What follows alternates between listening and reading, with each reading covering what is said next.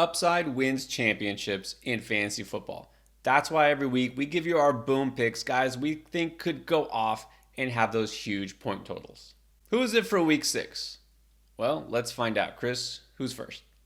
You have to start Isaiah Pacheco this week if you can in any way start him. Because we used to say things like, hey, start your running backs against Houston.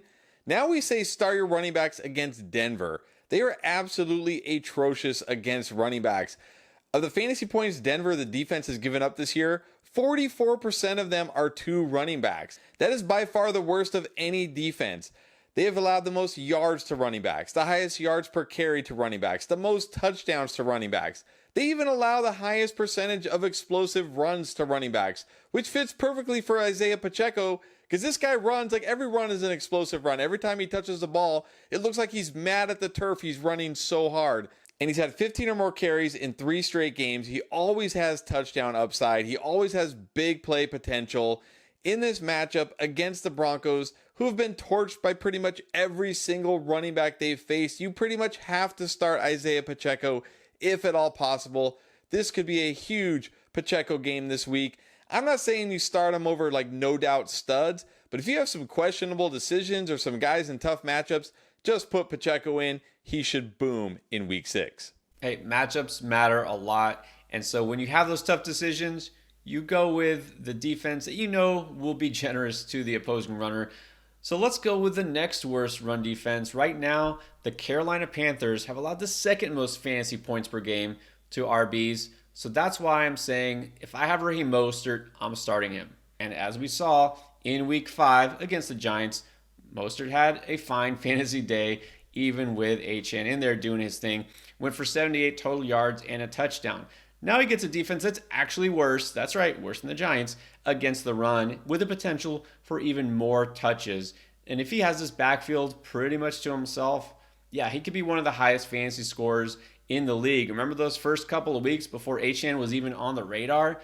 So I'm going with the matchup. I'm going with the talent. This is a game that I have a good feeling Miami's going to be playing at least ahead by a little bit, which means running the ball, not having to throw it as much. So Mostert for me, just kind of go back, flash back a few weeks ago when he was running all over the place and scoring like mad. I think he does that in week 6. All right, who's the next to boom?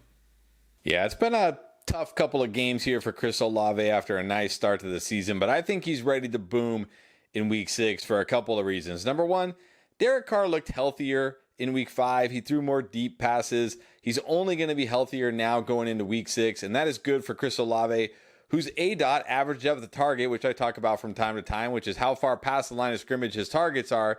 His average depth of target is 14 yards. That's a good recipe for a boom right there. But another good recipe for a boom is when you have a 33% first read target share, which ranks 15th among all wide receivers.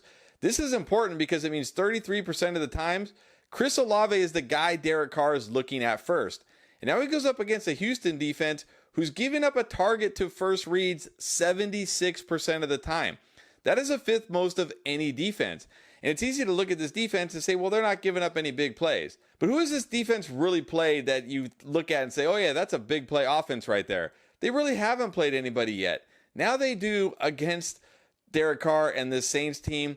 Derek Carr now healthy. Chris Olave, a big play guy every time he's on the field with that first read target share, with that ADOT in this matchup. I think Chris Olave bounces back in a big way in week 6 and booms. And I also really like his line on underdog of 59.5 yards. I'm taking the higher on that. I think he goes well over this. And if you're a new customer on underdog and you haven't tried it yet and you use our promo code ENDGAME, you can pair that Chris Olave pick with the new customer special they have. Patrick Mahomes just needs to go over half a yard. You combine those picks, you can triple your entry. And again, if you haven't used our promo code ENDGAME, do that when you sign up. Go to underdogfantasy.com, use our promo code ENDGAME, and they'll match your first deposit dollar for dollar up to $500. Take advantage of this. It's only for a limited time. Underdog Fantasy, use promo code ENDGAME. All right, I'll go with a bounce back candidate, guy who maybe had the worst week 5 and it kind of went unnoticed because he's not a guy who's in every lineup. But James Cook had been a solid RB2, looking really good all season. He was averaging 5.3 yards per carry. And then week 5 happened. Somehow he managed to finish with -4 yards, and that wasn't just 1 or 2 carries. He had 5 carries. So it's pretty obvious why he didn't get more carries, but also it was just kind of a weird game. This was the overseas game in London. Buffalo just didn't do anything on offense, and it wasn't just the running game; it was the passing game up until the very end in the fourth quarter. Then they showed up, and then they had to play from behind and just pass the ball. Whatever the reason is, I don't know. Buffalo just jet lagged and they just couldn't get it going. James Cook was part of that. So a miserable week 5 for him. Forget it. Let's move on to week 6 because he gets the Giants. Here's that smash spot again, too, against a run defense that, among all the things that the Giants have done really poorly this year, I think defending the run is one of the top. They have allowed the second most yards to running backs, and they allow 5.3 yards per carry, which matches up with James Cook's average before last week. I mean, if he's running at 5 yards a clip, he should, just like Buffalo, definitely should be playing at least in neutral, if not positive game script. I have a good feeling about this. I mean, he's getting 15 to 20 carries. Do the math. He's due for a good game, potentially a 100-yard game, a couple of runs. So I think this is a great bounce back for Cook. He's an RB2 I feel really good about. I'm going to go ahead and put him in my lineups. Who else do you feel strongly about in week 6? I feel really strongly about Calvin Ridley. He's a guy who went from after week 1, he's like, I no doubt must start. And then he became this bust after a few games. And then he bounced back in week 5. But I think he keeps it going in week 6 because he gets the Colts.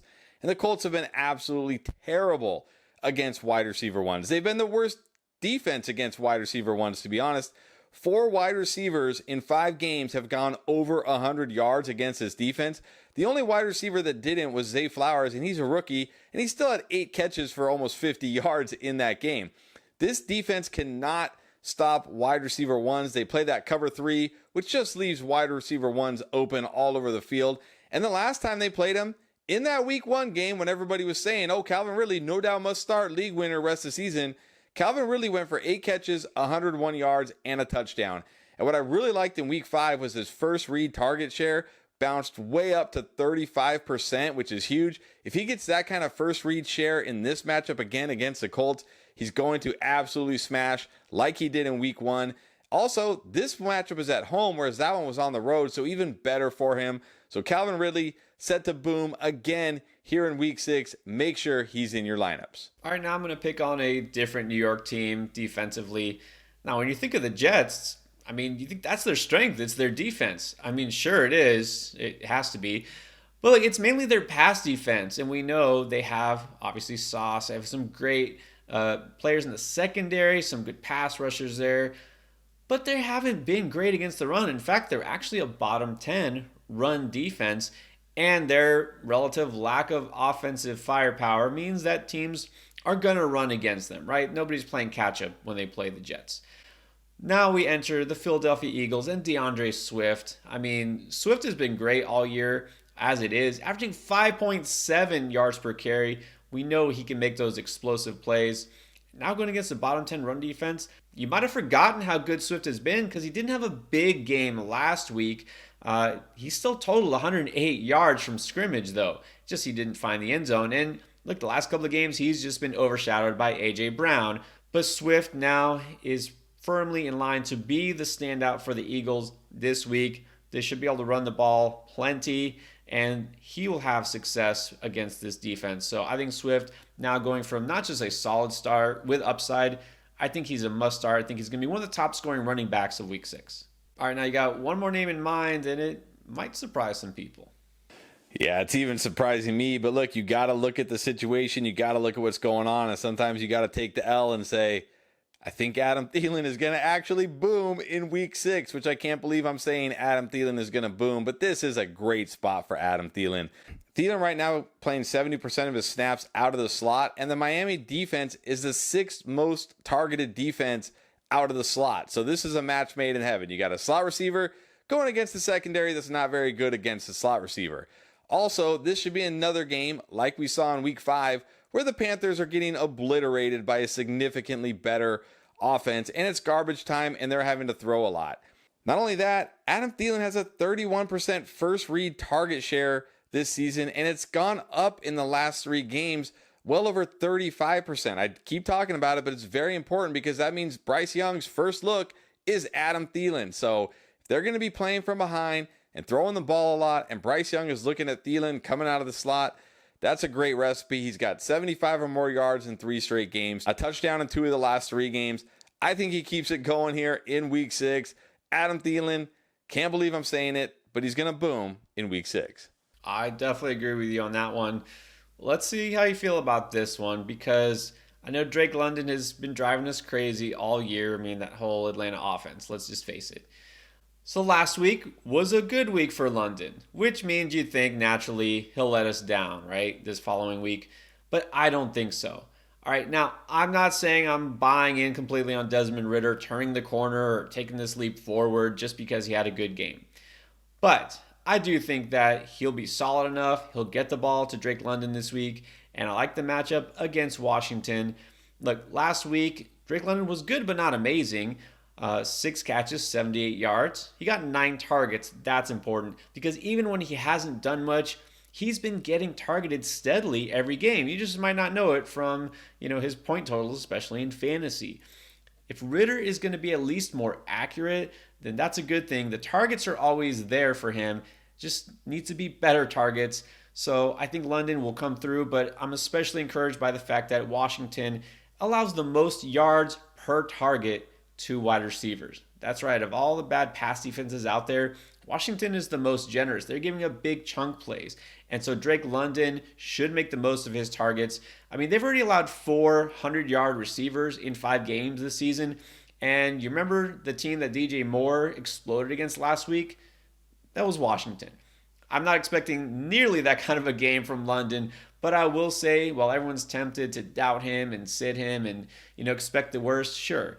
You can expect the worst, but hope for the best. I'm going to put him in there and take a shot on his upside, which he has shown in 2 of the games so far. Those are some of our favorite plays for week 6, but you want to know who we like at every position to start or sit? Well, it's all here on our playlist for this week.